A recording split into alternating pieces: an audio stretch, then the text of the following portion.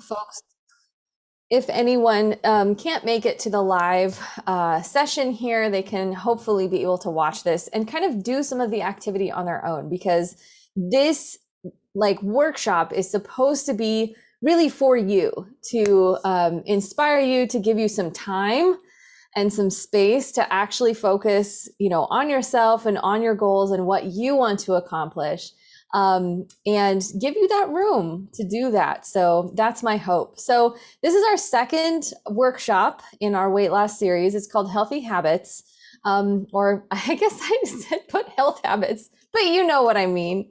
And I did want to kind of give an overview this time. I didn't give an overview last time, and that was actually a request or a suggestion that someone mentioned, to kind of go through what we're going to go through. So part one of this workshop, I am going to go a little bit more into some of the weight loss research, what some of these acronyms mean. So the one acronym I'm going to focus on is CICO, which is calories in, calories out, and kind of the nuances to that. And then we'll talk a little bit more about consistency and support and all of that, but that should be pretty short. Part two is really yours. And this is where you can check in with yourself. If you're live on this call, we'll actually stop the recording and we can work through it together as a group and really talk about how our goals have been going so far. How do we connect them to our bigger wellness vision that we set up in the first workshop? And if you haven't done that yet, you can go back and start looking at, what do I really want my wellness to look like? What is my ideal of how I want to live my life in terms of taking care of myself and doing the things that I want to do? And then we're going to dig a little bit deeper in terms of our goals, whether they worked or whether they didn't, or sometimes they're in the middle, right? What do we really want out of them right now? And how can we massage them, tweak them, and come up with some new ideas to make them really work for us? And that's where the brainstorming comes in. So we're going to popcorn some ideas without judgment, without criticism, without thinking about whether or not they'll work or not, just to kind of get those creative juices flowing. And then we'll bring that back to, how do we set this into a new goal for ourselves, or a new inspiration, a new challenge, a new idea. So I know some people have a little aversion to the term goals, especially if you're not a real task-oriented person in your personality. So I want to respect that and bring that in too. That's okay if you don't like the term goals and the kind of mental pressure that might bring for you. Call it something else. Call it your aspirations, your ideas, your things that you want for yourself. And then we'll have a little portion for Q&A at the end. So let's go ahead and get started with the first part then. If we look at some of the science, and I have more references for you if you are interested, if you really like that part, there's so much out there. But what we found is that for most people, it really boils down to whatever they are going to do on a consistent basis and whatever works for them on a consistent basis. All weight loss diets, some of them are unhealthy. Some of them promote more healthy patterns and healthy behaviors. All of them, though, can have the potential to actually cause the scale weight to go down if they are actually putting us in a caloric deficit. So what I mean by caloric deficit is that the calories that we're consuming are less than the calories that we are expending through our metabolism. And that metabolism includes everything from our resting expenditure, which is really based off of how large we are, right? If we're a larger person, we burn more calories. It's also based off of our NEAT, which is non-exercise activity thermogenesis. This is all of our, little fidgets and quirks and wiggles and walks and steps throughout the day. And then our exercise, right? All of that combined is going to give us the caloric expenditure that we are putting out, right? What we are burning. And if we can create that little deficit, right, then we will have to use stored energy in order to make up for that deficit, in order to fuel the extra energy that we're expending.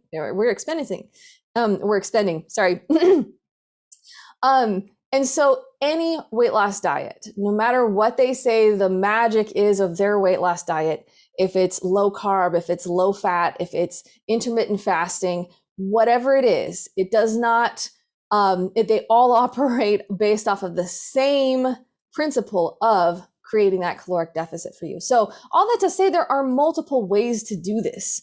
And you may have to try a few to find out what works best for you. Now, when I say healthy, there's definitely a difference between a nutritional pattern or a diet that is supposed to bring health outcomes, right? It's supposed to be healthier for you in terms of nutrient density or in terms of maybe decreasing the risk of chronic diseases, right? That's completely different than a weight loss diet. So don't necessarily equate a diet that is designed for weight loss as a healthy one. There are plenty of diets that are for weight loss and that can work for weight loss that are actually quite unhealthy, right? They can have other health risks that they bring about in your body. And certainly those that are extreme do that, right? We need to have a certain amount of energy coming in just to fuel our sense of energy, our feeling of energy, and our ability to actually be active. So in general, they say, the collective they, say that an average of a weight loss rate of 1 to 2 pounds a week is acceptable, right? So if you are setting some sort of outcome goal based off of weight loss, 1 to 2 pounds a week is okay. Now, that is going to be different depending on your starting point. If you have more weight to lose, you may lose it faster, especially in the very beginning. And if you're already pretty lean, it's definitely much harder to get leaner, right? So you're going to have to make those adjustments to be much, much smaller. And this is, again, it's individual and it varies. It can go up and down. So don't necessarily think that the scale weight should go down by 1 pound per week every single week. It doesn't. Our body doesn't work like that. Unfortunately, even though the math is correct, our body doesn't work like a math equation all the time. So from all of the studies that have been done, at least the ones that I have read, the general consensus in the fitness and the nutrition community is that diet and activity tends to be the best combination. And whatever activity you can do and whatever dietary pattern seems to be the easiest for the person to stick to and adhere to. Now, there is some evidence, there's ample evidence that focusing on our protein intake can be very helpful. And this is actually in this reference at the very bottom of the page, the International Society of Sports Nutrition position stand on diets and body composition. And most people, when they're looking to lose weight, they're really looking to lose body fat, right? We don't want to necessarily, most people don't want to necessarily lose our lean mass, which would be things like muscle mass and bone, right? And all of that good stuff. That's really important for our physiology. So emphasizing protein intake can have a couple of benefits. First of all, it helps us to maintain all of that lean mass, that muscle and everything. It helps us to not lose that as part of our weight loss. Additionally, it also helps us to feel full because protein is a very satiating macronutrient. So if we can, have a little bit of creative license with the fat and the carbohydrates, but focus on making sure that we have enough protein in our diet, that can definitely be helpful for people who are trying to change their body composition. And this is a good general recommendation. The RDA, the recommended dietary allowance for protein, is only 0.8 grams per kilogram of body mass. But if you're trying to preserve lean body mass, and especially if you are physically active, your body may actually need more. And so finding those sources can also be really helpful. If we're talking about exercise, which not all physical activity needs to be exercise. I know I feel kind of bad by saying that myself. I love exercise, but not everybody does. And that's okay. But if you are using exercise as part of the method that you're doing to create that caloric deficit, resistance training and cardio are beneficial. And the reason why it's not just cardio is that resistance training helps us to maintain those muscles and helps us to keep our strength and keep that muscle mass. And if you think about it long term, that can help you be stronger to be more active in the future. And then the last point here is that we do need to look at nutrition for weight loss versus other health outcomes. A healthy diet is not always one that causes weight loss. I know. We can be eating a lot of whole foods, a lot of high fiber foods, a lot of fruits and vegetables. We could be eating vegetarian. We could be eating lots of lean protein sources, all of that. But if we don't create the caloric deficit, it probably won't result in weight loss. Now, that does not mean it's a bad diet, right? It still can have a lot of health outcomes. The two that have been studied the most in terms of health outcomes, in terms of preventing things like chronic disease, are probably the Mediterranean diet and the DASH diet, right? But what we're finding is that all cultures across the world all have dietary patterns that can include lots of nutritional strategies that are really good for longevity and overall health outcomes, right? So it's important to differentiate between the two. Just because someone is on a diet for weight loss doesn't mean that that diet is healthy, and vice versa. Even if we're focusing on nutrition that is for our health, that is really good, it doesn't necessarily mean that we're also going to lose weight. The two are mutually exclusive and can be combined into a dietary pattern that you enjoy. Another thing that I have been learning a lot, so full disclosure, I'm actually going through a program right now for health coaching. And some of the emphasis that's in this program is that they focus on the positive and focus on really lifestyle change and behavioral change on the whole. And that has very little to do with short-term diets or short-term, weight loss challenges or anything like that. They're looking more to how do we encourage people and help people find their ideal lifestyle. And some of the strategies that have kind of come out from this, and also from, researching some of the other coaching certifications that are out there, are that sometimes what helps is adding rather than subtracting. So a lot of times when we're focusing on weight loss and diet in particular, we do focus on this caloric deficit, and we say, okay, well, I need to eat less then, right? And so I need to remove fun foods from my diet, and I need to remove the dessert, or I need to remove carbs or something like that. And this can create the mindset of famine, right? I'm missing out on this stuff, and create those cravings for us that end up becoming binge episodes or end up derailing our progress. So a way to shift away from that is actually, well, what can I add to my diet that actually will help me improve my health, or help me reach the other outcomes that I'm looking for, help me reach that healthy lifestyle, that wellness vision. And that might be something like adding a vegetable to your meal, or adding a salad to every day, or whatever that is for you. How can we add to what we are currently doing instead of focusing on taking something away? Another key thing is the enjoyment of the physical activity. I know I said not everyone loves exercise, and that's okay with me, right? It's really about moving, right? Getting out and moving your body in a way that makes you feel joy, ideally. And at first, yeah, it's going to be hard for a while. A lot of times it's not. It's a lot of sweat, it's a lot of muscle burn. It doesn't feel comfortable while we're doing it. Hopefully you can find a way to move that actually does bring you joy, whether that's participating in a sport, dancing, learning a new skill, right? Taking a class, finding a method of exercise that really works for you. Think of Marie Kondo, right? What sparks joy for you? That would be, because that ties into intrinsic motivation, which is doing for the sake of doing it. Now, what seems to work, if we look at weight loss that works for large studies, self-monitoring. So people need to have some way of tracking their progress and seeing if it's working, right? Now, self-monitoring doesn't necessarily mean tracking calories or tracking macros or taking pictures of everything you eat and posting it on Instagram, right? It's just some method that works for you to make sure that you are still going the direction you want to go. And then, of course, support systems. Support systems have been shown time and again in the literature that they are highly effective.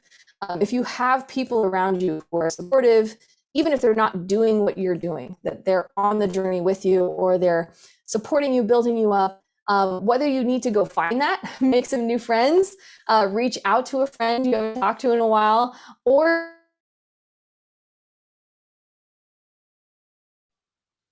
Aaron, you're frozen.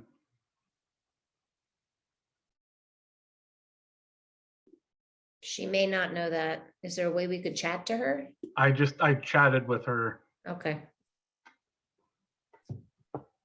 This happens in my class too. Hopefully she'll. I am so sorry, folks. I don't know what happened. I think my internet disappeared on me. So sorry. Okay, let me go back to where I was. Okay, let me make sure that we're all on the same page then here. Yes? Is this where we were, right? Yep, looks good. Okay, so did I get through these 4 down here? You were just beginning to talk about support systems and finding new friends. All right. Well, let's do that. Find new friends. Yeah, so that's definitely supported in the literature that these support systems are really, really helpful no matter what our goals are. All right, so let's get to the next one then, as long as my internet behaves. So this is a slide that we had in the very first workshop. It talked about how consistent do you need to be. And I'd highly recommend reading the blog that this is from. This is from Precision Nutrition. It's a totally different health and nutrition coaching certification website, but I like them because they put a lot of free stuff on the internet. Their goal is to really share this information as widely as possible. But they did an in-house study where they looked at their participants, the people who were getting coaching from their members. And the way that they've structured it is they build on this idea of, finding the nutrition pattern that works for the individual and then working on healthy habits one small step at a time. So a healthy habit might be something like exercising 3 times a week, or it might be something like drinking water throughout the day or adding more vegetables to your meals. And they build them out throughout the year. And then they did this study on how consistent did their members have to be in order to achieve these weight loss goals that they had. And they focused only on the members who had weight loss goals. They have other members who have other goals as well. But I thought that that was interesting because it shows that the majority of us we're not 100% consistent. We know that. And sure, we can actually get faster or better results, however you want to think of it, from being more consistent. But that doesn't mean that it's all or nothing, right? Even if we are 50 to 90% or 79% consistent, which is what the majority of the members actually were, they still lost weight. Maybe it was slower, but it also could have been an easier process for them, right? So having that balance where we're able to go through periods of life like spring break, vacation, birthday parties, and not feel restricted to having to follow a certain dietary plan, but still consistent when we come back from that, getting right back into what those healthy habits are, it still works, right? So there is a balance that can be created with that. And even the folks who were really not very consistent at all still saw some changes. So that's kind of encouraging, hopefully, that yeah, more consistency is better, but some is better than nothing. Now I want to make a note here on these diet and activity trackers. I use some myself. I use our MyZone heart rate monitor system that we have here at the college. I've used my FitnessPal. Sometimes I put an assignment in my health class where they have to track their diet for a few days and analyze it for themselves. But it's really interesting that even our best activity trackers, your Fitbits, your Garmins, they can be up to about 27% off with their caloric expenditure estimates. What they've found is there was actually a key research study at Stanford that found that all these heart rate monitors were really pretty accurate in terms of heart rate. So if you're training for cardio and you're looking to tap into different heart rate zones, great. It's really helpful to have a heart rate monitor. But what they didn't do so well with was caloric expenditure. So that's important to know that even if you are using something like that to self-monitor, you have to take it with a grain of salt, right? It may not be entirely accurate. So don't hang your hat on it. Don't put all of your intensity or your reward for yourself or your self-efficacy on this particular tracker, whatever you're using. And even if we're looking at the diet trackers, right? The nutrition trackers where you input what you eat. And even if you're really, really conscious of portion sizes and the brand and all of that, those can still be off. Calorie intake calculations, even if you're just calculating it. And I have resources that are more accurate than others that I can share with you if you'd like, but even those can be somewhere between 200 to 300 calories off. So all this to say, if you are using any of these trackers, you may have to play around with them a little bit and see, what's really working for you. If you go through it consistently for a few weeks and you're not losing any weight, well, then maybe it's the tracker that's off. Maybe they're overestimating or underestimating for you. Even as humans, and myself included, we tend to underestimate our intake and overestimate our physical activity, just as humans. And even no matter, what we're doing, just like with height and weight, right? We always overestimate our height and underestimate our weight. It's just natural, it happens. And another thing to think about though is this tracking method really serving you in terms of your overall wellness vision? Tracking, especially nutrition tracking, has really come under scrutiny recently because it can be associated with disordered eating patterns, right? A lot of people who have a real problem with their control of their nutrition and may have eating disorders, these are behaviors that they regularly do. And so there's concern that if used for too long and if too much focus is placed on these things and these behaviors, that they can become problematic. So that's also a good question to ask. Is this starting to invade my psychological wellness, my emotional wellness? Is it really a helpful tool, or is it becoming the focus instead? Another good app that they just created is the Start Simple app. And this is based off of MyPlate. So if you remember the old food pyramid, this is the new food pyramid, and it's a plate. And it's a little bit easier to understand if it's a plate. But if you go to myplate.gov, they just launched their app, which is a little bit different than these calorie trackers. And what it does is it gives you some optional goals that you can pick from that are related to food groups. So for example, getting so many servings of vegetables and so many servings of fruits and different kinds of proteins. And fortunately, yes, they have added some non-dairy options as well into their dairy section. So it's a little bit more broad, and it focuses much, much less on calorie intake and much, much more on the types of foods that we're putting into our body. So that's also a good option. I may adjust my assignment now to include that a little bit more. So now that we've kind of gone through some of that, the next few slides I'm going to go through a little bit quickly to give you a preview. And then if you're here live on the call, we'll have a portion that we can actually walk through each slide individually and give you some time to think about it and work on it. So you don't need to write anything down right now or do anything, but you may want to grab a pen and a piece of paper if that might be helpful for you. So the first thing to do is, if you did make some goals for last month, after our first workshop, let's check in with those goals. First of all, what has been your best experience with your goals so far? So let's start with the positive and frame everything from the positive light, right? What's been the best?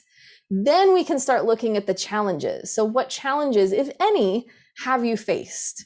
So a lot of times when someone asks us, how are those goals going? We often immediately go to the negative. Oh, this isn't working, or I did okay in the beginning and then I just, whatever it was. So we always start by focusing on what's wrong with it. But if we look at the best experience, that can inform us a little bit better on what is working, which is really what we want out of it. When we massage these goals and maybe reformat some of them or set a new one, we want to know what works, right? And we want to start with that. So then think about the challenges, if any, that you have faced, and then what lessons, if any, can you take away from these experiences?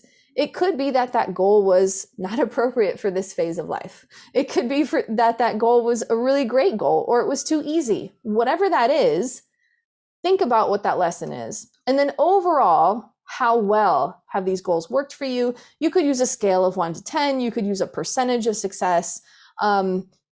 just give it kind of a number, an idea of how would you rate this, right? And then this will be part of our activity. So the next step is to think about, how do these current goals really connect with our wellness vision? And this can be very short, because we kind of thought about it when we were setting them, right? But now we have to, after going through it, we have to think about, are these really connecting with my wellness vision, right? Does it really make sense? And based off of going through it and our best experiences and our challenges, does it still make sense now? Then you might pick one goal or area that's on your mind, maybe something new that you want to try, and think about, what do I really want from this goal right now? What do I really want out of it? And maybe what I really need out of it. And then what can I leverage to help me move forward with this goal? That could be your own personal strengths. I'm really good at organizing, for example.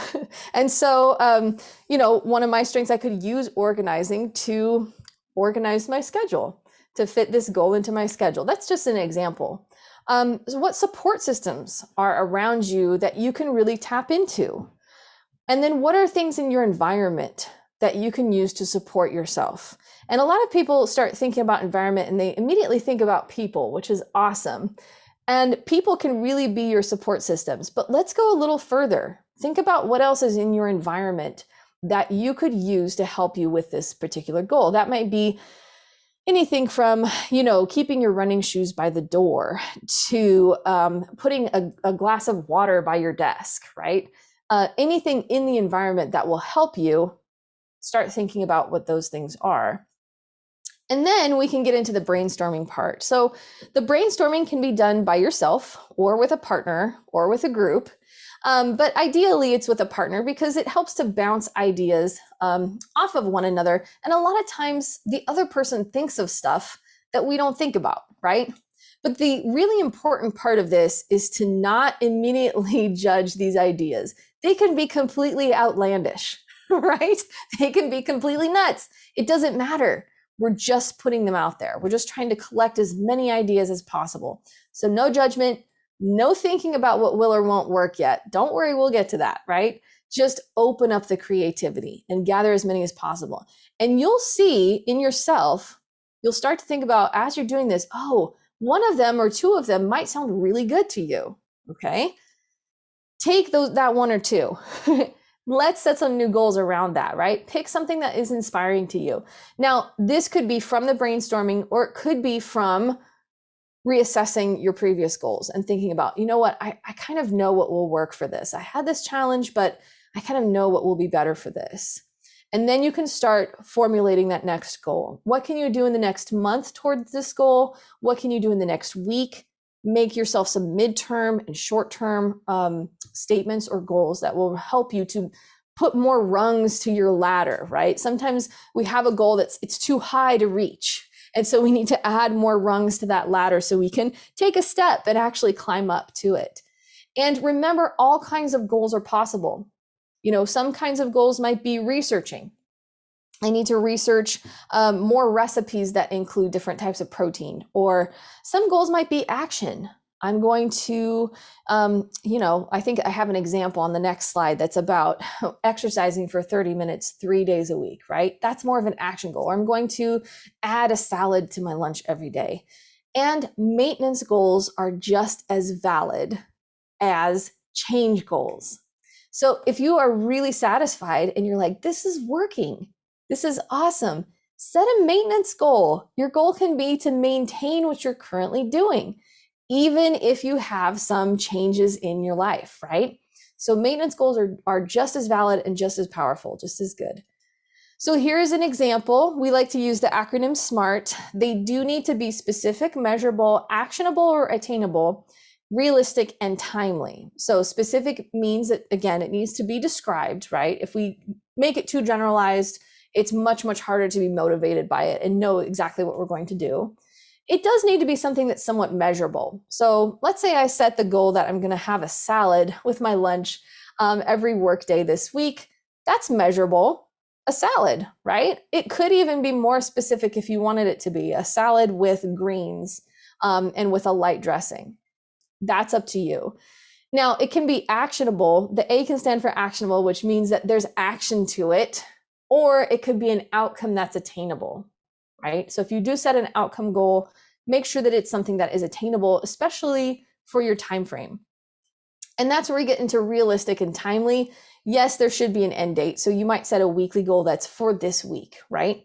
You might set a monthly goal that's in the next 4 weeks. But if you set something in the future, it's not very motivating. Like someday is not very motivating, right? Tomorrow I will is much more motivating. And then it does need to be realistic for that time frame. So think about it too. If I want to have a salad every day for lunch this week, do I have that stuff in my fridge? Do I need to go to the grocery store, right? Is that feasible given the time that I have for my lunch break, given what my daughter's going to eat? So think about that in terms of making these goals really realistic for you and for your schedule. So here's an example of one that's very specific. And by the way, I did add to this from the first workshop. So if you had set a SMART goal already and you enjoy it and you simply want to add to it and progress it, you can just tack something on. So for example, I already had this goal. I will keep my walk for 30 minutes on Monday, Wednesday, and Friday. So this would be a maintenance goal. And then maybe I progress it by adding 5 minutes of stretching after my walk every day, right? So it could even be something that small that you're just adding to progress it. All right, so that is the end of the presentation part. I'm going to go ahead and stop the recording right here, but if you're watching this later, I encourage you to go through it more slowly, give yourself a pause, maybe take some notes and write some stuff down and bounce some ideas off of a partner and have fun with it.